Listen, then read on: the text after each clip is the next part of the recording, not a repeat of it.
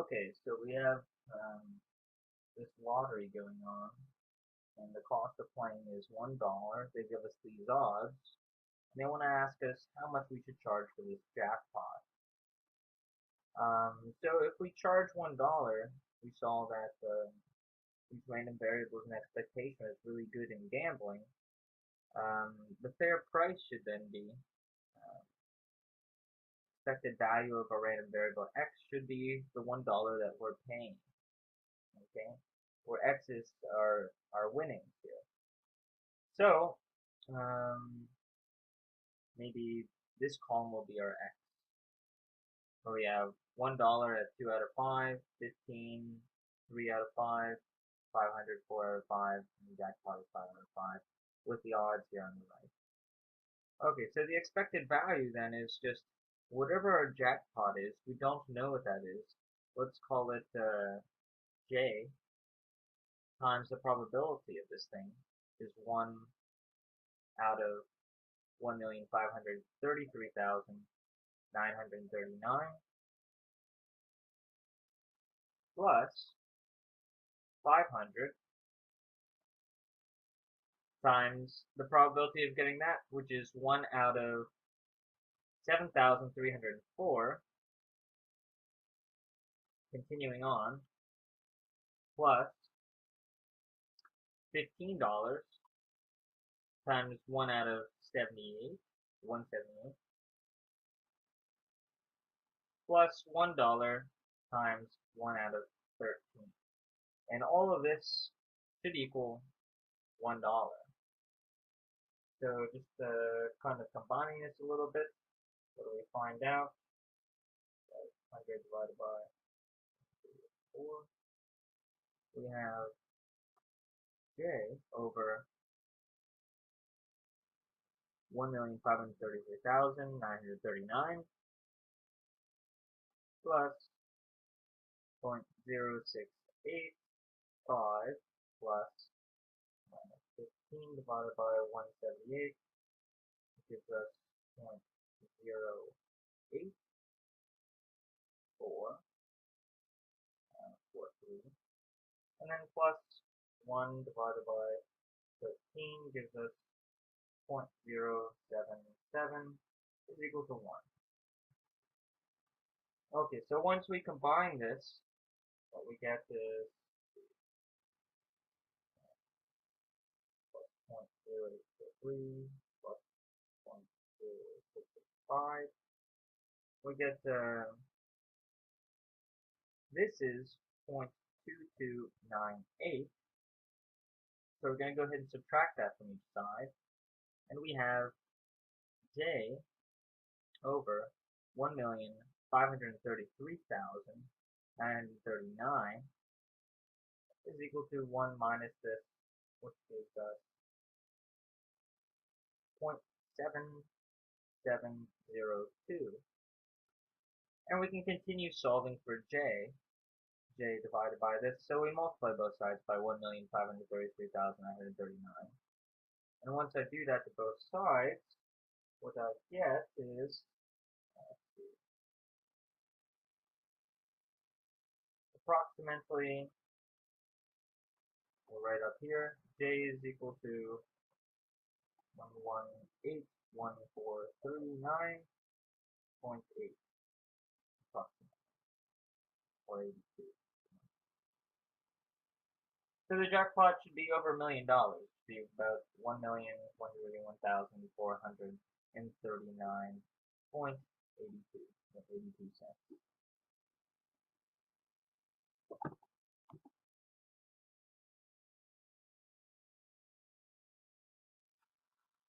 Okay, number 2 here. So we've got these SAT kind of students, and we want to see, guess they're recognized if they get 1900. First of all, question number 2 and question number 3 will be thrown out just because of the wording. I didn't intend to word it quite like this. I'll go ahead and work them out as they are worded so you can see how you would work them out. But they say if you meet 1900, you get this certain recognition. And so if we pick one of those students, what is the probability that they're above 2100? So this would be the probability that a student gets above the 2100 on their SATs, given that they scored at least above a 1900. So this would be this formula for given. So this would be the probability that they scored above 2100 and also above 1900, all divided by the probability that they scored above a 1900. This top, well, how do you score above a 2100 and a 1900? It's just the same as scoring above a 2100.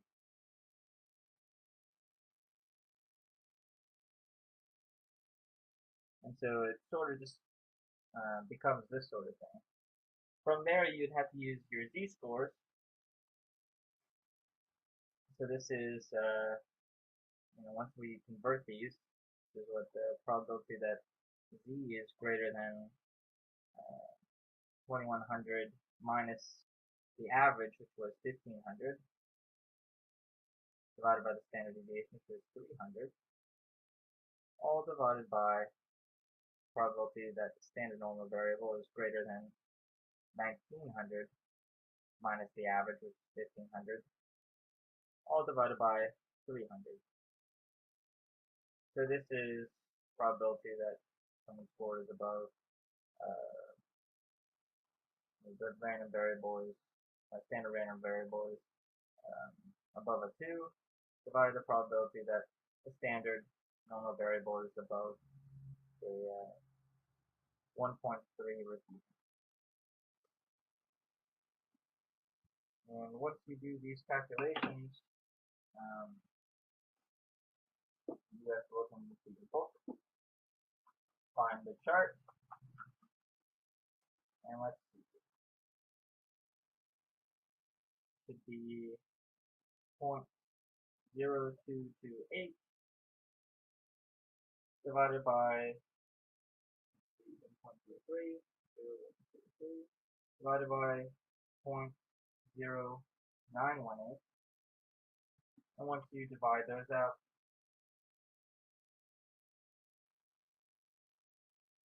you get 0.248, and somewhere around 21 or 22% would be acceptable as well, but about 24.8% is kind of what they were looking for here. I did not mean to word it this way. I kind of intended the probability of being between 1900 and 2100, but as it is worded now, that's not what they're asking for. So again, I'll go ahead and manually throw out these questions, then. So your quiz grade will change.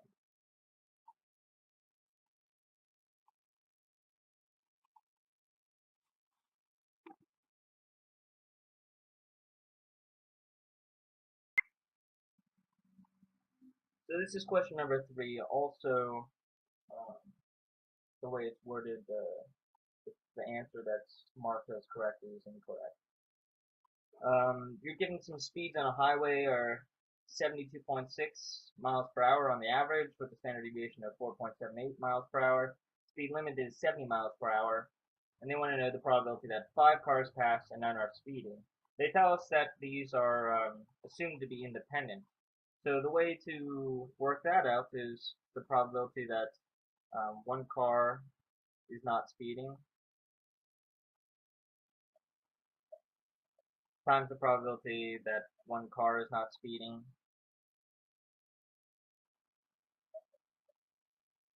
and you have 5 of these.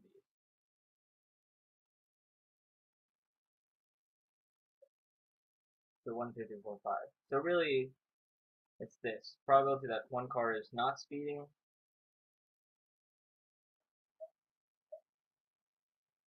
to the 5th power, because you have 5 of these.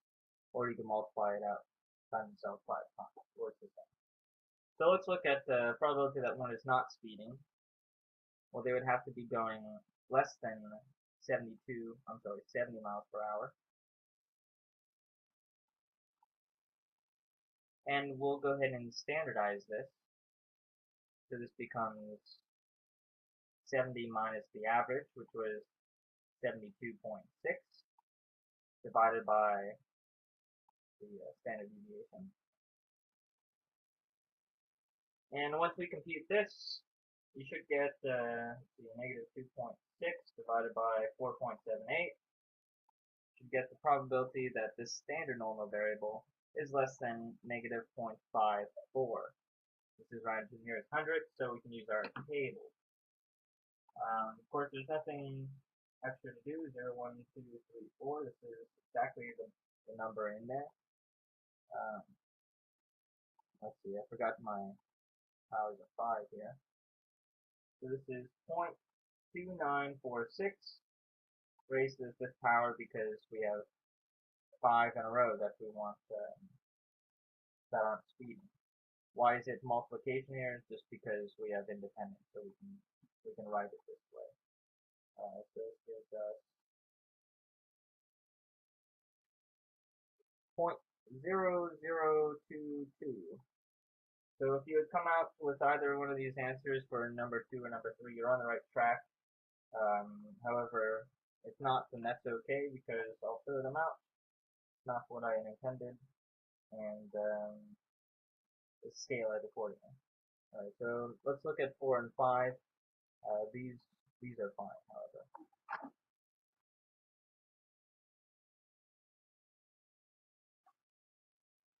So we're given that we're making, we have a machine that's making these transistors, and they have a 2% defective rate here, and the production is a random process where each transistor is independent of the others. So we're told that each transistor made has this 2% chance of being defective. So we can see that a transistor can be defective, it can be not defective. So this makes this by our Bernoulli trial can be either a success or a failure, right? So we have these Bernoulli trials, and we want to know the probability that the 10th transistor is the first defective. So we do have 10 here. So we're trying to decide, is this geometric or is this binomial?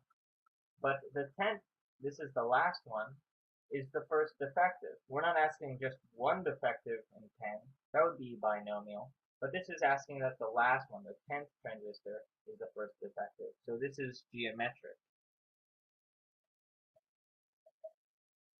So looking at this, we can use this formula. The probability that our random variable, the first defective is 10, is precisely this. The probability of a success to the 10 minus 1 times the probability of a failure to the 10 minus 1 times the probability of a success. And just thinking about it, sort of, you want these first 9 to not be defective, and this last one to be defective. So in this case, like we said before, the defective is actually called a success. So success is not actually always something good. So what's the probability of a failure? We take the complement. It's 1 minus 0.02. 1 minus 0.02 will give us 0.98. So this probability is 0.98 raised to the 9th power times 0.02. So 0.98 raised to the 9th gives us 0.8337 times 0.02,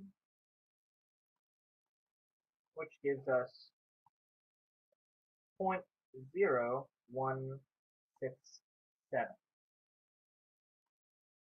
So this is the probability that we're looking for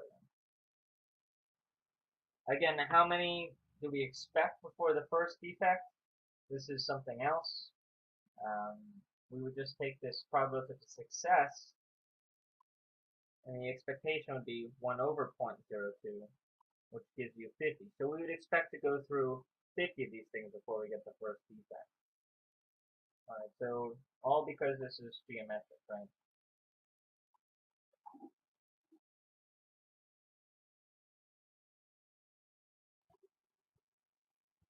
So we're given that the probability of having a boy as a child is 52%. It's not actually half and half. And we're told this one couple has 3 kids, or plans to have 3 kids. We want to know the probability that 2 are boys. Okay, so let's see. Do we have Bernoulli trials here? Could be a boy or a girl. There's only 2 options here. And we can assume that each child has the same probability here. So these things are independent. They're independent Bernoulli trials. This probability isn't changing for each child. So this sort of tells us, okay, we could have a geometric thing here. We might have a binomial thing, geometric or binomial, depending on the case. So 3 kids here. The probability that 2 are boys. So we're not told, again, geometric is just that the last kid would be a boy. That would be something geometric. Here, it's any 2 of them could be boys. Alright, so this tells us we are indeed talking about the binomial distribution, where here the number of trials is 3. Each kid is a trial. And the number of successes that we have is 2. Okay? Or your book might use K here.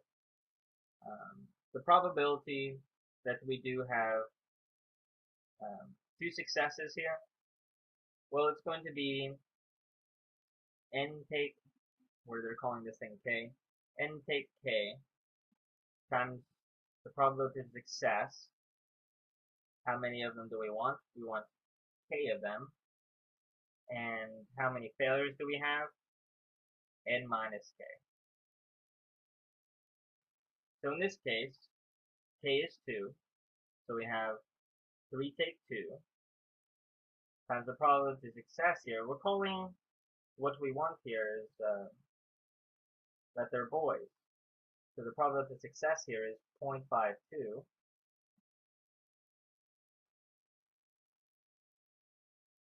And of course that means the probability of failure. Not that it's a failure to be a girl, but just in this case, what we're looking here is the opposite of what we're interested in, which is a girl. So this is the complement of this thing.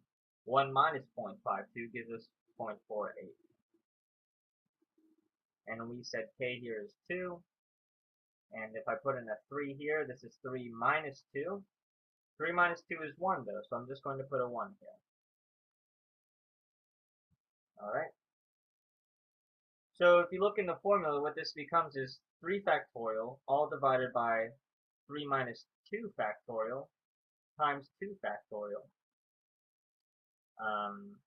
This is just 1 factorial, which is 1. And 2 factorial is 2. 3 factorial is 3 times 2 times 1, which is 6. So this is 6, all divided by 2. So we have 6 divided by 2, which gives me 3. And then I'll write this other stuff in. 0.52 squared times 0.48 to the 1 power, if you want. 0.52 squared is going to be 0.2704 times 0.48 to the first power is 0.48. And then times 3. So the probability of having 2 boys of those 3 is 0.389376. So approximately 38.9%. That's what we're looking for there.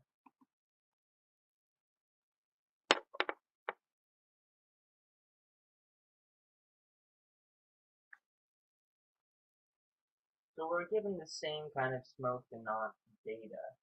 And they're asking us what fraction, really percentage or decimal here, is of properly labeled fish in the sample were smoked.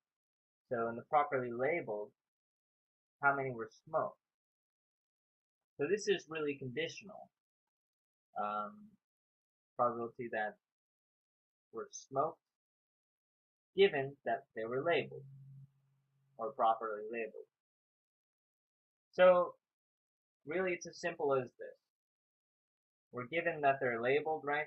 So we're interested, we find labeled, we're interested in this row, and we've got some smoked and some that aren't. So we want to know the total. You add these two up, 28 plus 11 gives you 39. And so how many were smoked? That's what we're interested in. Is 28 over the total, which is 39. So we have 28 divided by 39, which gives us 0.7179.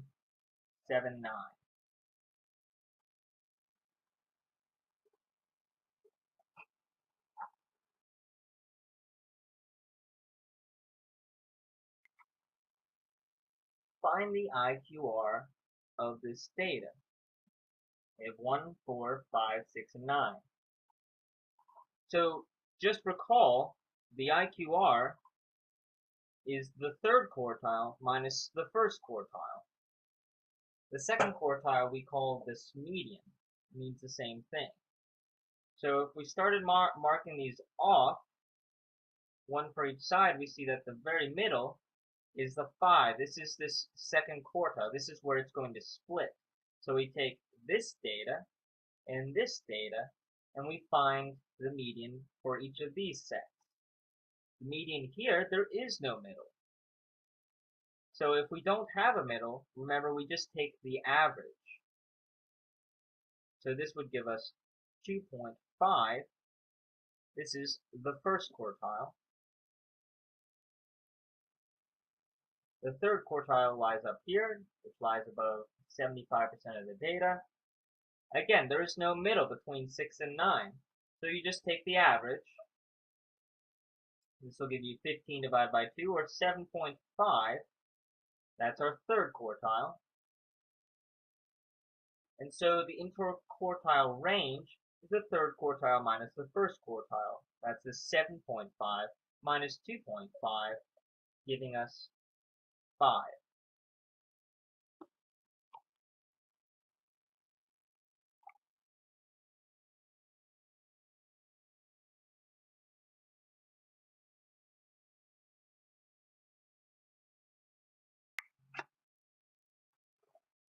So we're rolling a pair of dice here, and we want to know what is the probability of getting snake eyes. And I'm telling you that snake eyes is when the first die number matches the second eye. So we could have 1 and 1, we could have 2 and 2, 3 and 3, 4 and 4, 5 and 5, and 6 and 6. So it's important to know that we're dealing with dice here. This is this equal probability case, where every number on one of these dice is equally likely. So we're going to just use this proportion or fraction method that we've done. Okay, so first of all, we need to kind of make our sample space. So again, we could have a 1 on the first die, and a 1 on the second, a 1 on the first die, a 2 on the second, a 1 on the first die, a 3 on the second, a 1 and a 4, a 1 and a 5, and a 1 and a 6. We could also have a 2 on the first die, 1 on the first, 2 and 2, 2 and 3, 2 and 4, 2 and 5, 2 and 6. So this is kind of like when we were looking at these sums. I think that was from one of your past quizzes. Only this time we're actually talking about this new thing called snake eyes.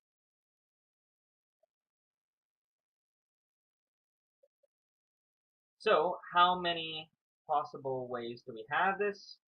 We have 6 rows and 6 columns, which makes sense. We have 6 possibilities for this first dice, 6 possibilities for the second die, and so the total number is 6 times 6. It's 36 here. We don't actually have to write all this out to get that. So the number total is 36. And what we're interested, how many different ways of snake eyes are there? There's a 1 and a 1, a 2 and a 2, a 3 and a 3, a 4 and a 4, 5 and a 5, and a 6 and a 6. So there's 1, 2, 3, 4, 5, 6 ways to get snake eyes. So the probability of snake eyes is 6 out of 36, giving us precisely 0.167 or 0.1666 repeating. That would be precise.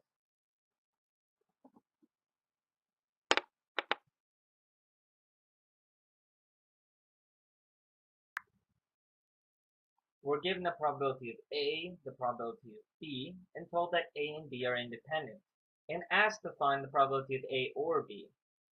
So remember, what we have here is the probability of A plus the probability of B minus the intersection, probability of A and B. Now remember, independent, this is not mutually exclusive. If it's mutually exclusive, the probability that they both can happen is 0, because mutually exclusive means that they are disjoint. So how can something both happen if they're disjoint? The probability of being a boy and a girl, that can't happen. Independent means something else.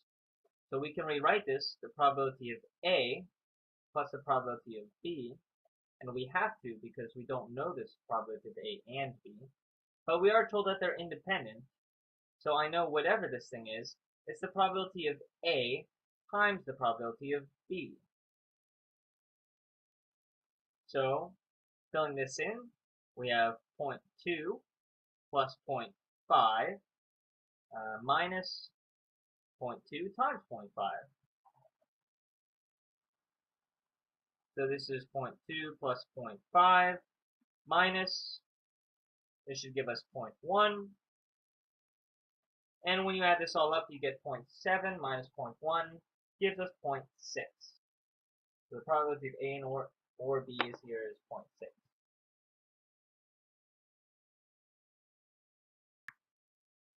Okay, we have this missile detector, or these missile detectors. We have two of them. We're given that the first detects at 80%, the second detects at 60%, and the second detects given that the first one does not detect at 30%. So if the first one fails, the second one picks it up at 30%. We want to know the probability that a missile is not detected. So this is really asking the probability that the first does not detect and that the second does not detect.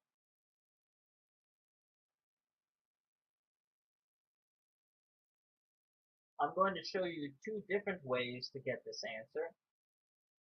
The first of which, I'm going to go ahead and use these formulas. So if you look at this, how does and come into play? Well, it looks like it has something to do with this conditional probability. However, I'm not interested in that the second detects at all. I want the second does not detect. So I can find that by taking its complement. So the probability that the second does not detect, given that the first does not detect, is equal to 1 minus 0.3 here, which is 0.7. Okay, so we have this conditional probability. That's of course not what we're interested in. We're looking for this thing just above it. We're looking for this thing. Okay? Now, if you remember, what is this really? This 0.7 is equal to the probability that, well, it's exactly what we were looking for. First is not detected, first is not detected, and the second is not detected, all divided by the probability that the first is not detected.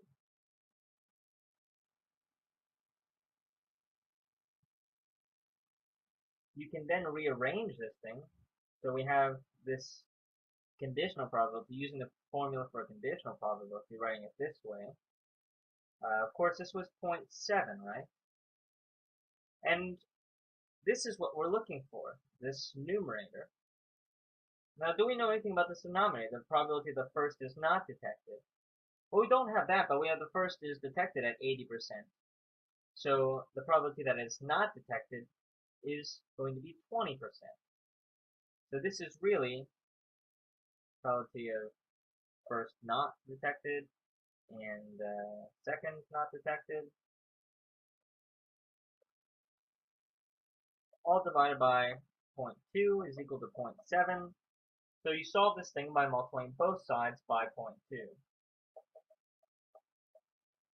So what does that give you? It gives you 0.14 is this probability that the missile is not detected. So you have a 14% chance, given all this, that the missile is not detected.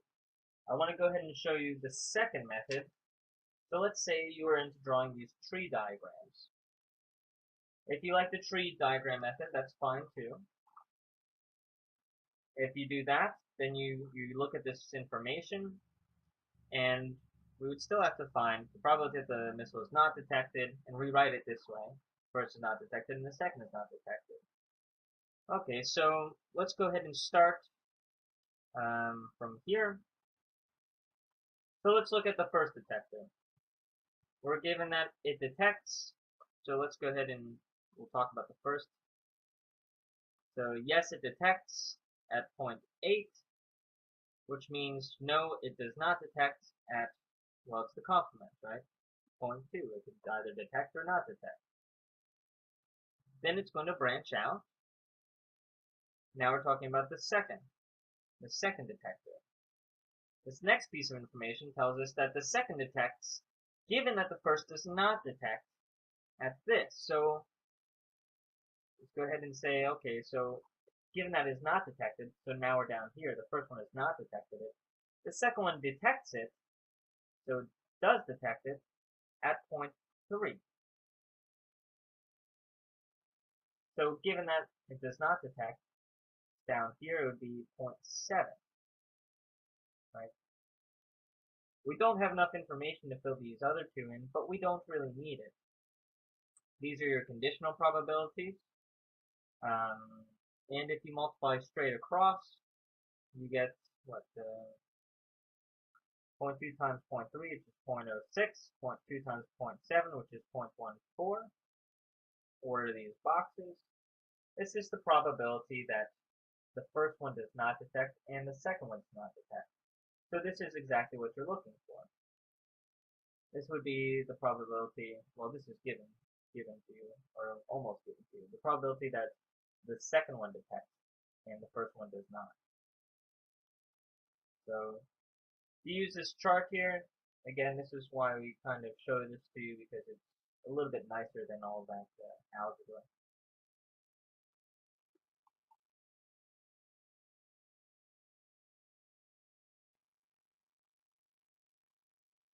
So we're given this urn. We're told that there are 7 red in there, 3 blue, and 2 orange. And we want to draw 2 without replacement. And since we're doing this, we want to know the probability that both are red. Okay, so let's look at, these are obviously independent events. So let's look at the first one. Let's go ahead and look at the first one is red. So how does this work? Well, I'll go ahead and write that out. So the probability that the first is red and the second is red. Or I'm sorry, actually no, these are not independent. So we do have to do this in order. So let's look at the first one is red. So we've got 7 red out of how many? 7 plus 3 is 10, 11, 12. So now we're taking that red out, right? So after this first draw, now there are 6 red left. So we're going to go ahead and multiply this by the probability of drawing this second red one. So how many red do we have now? We have 6 out of how many? 6 plus 3 is 9, 10, 11. All over 11. So this gives us 42 over 132, which gives me 0.318.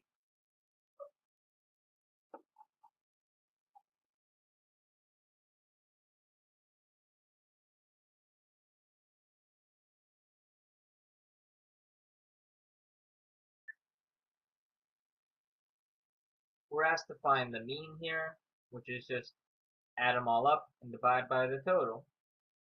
So that's just what you'll do. 1 plus 4 plus a negative 2 plus a 5 divided by the total. There are 1, 2, 3, 4 in total. So this is our mean. This is the setup. Add them all up, see what we get, divide by 4. This gives us 5 minus 2 gives us 3 plus 5 gives us 8 divided by 4. So we actually have a mean of 2. So our mean here is 2.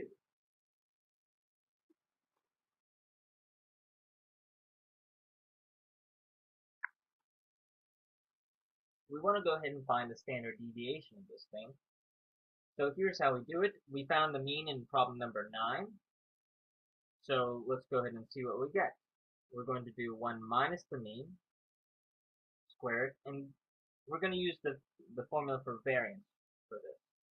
So we're going to go ahead and take 1 minus the mean, square it, plus this 4 minus the mean, square it, plus this negative 2 minus the mean, and square it, and plus this 5 minus the mean, and square it. All divided by, we're told that this is coming from a sample and not a population. So normally, if it's coming from a population, you'll divide by 4, but that's usually not what we're given. We're usually given a sample. So if you do remember, we're actually talking about n minus 1 here. So we're actually talking about 4 minus 1 here. So we wouldn't want to divide this by 4. Instead, we're going to divide it by 3. Okay? So what do we get here? We have negative 1 squared is 1. Plus 2 squared is 4. Plus negative 4 squared is 16. Plus 3 squared is 9. All divided by 3. Adding these up, we get 25, and 5 is 30. So we have 30 divided by 3, which is 10. So we have the variance of this thing is 10. But of course, that's not what we're asking for. We're asking for the standard deviation. So it's going to be the square root of 10. How do we get the standard deviation? It's just, we're looking for this thing. So you take the square root of both sides, and that gives you standard deviation. Square root of 10 is 3.162.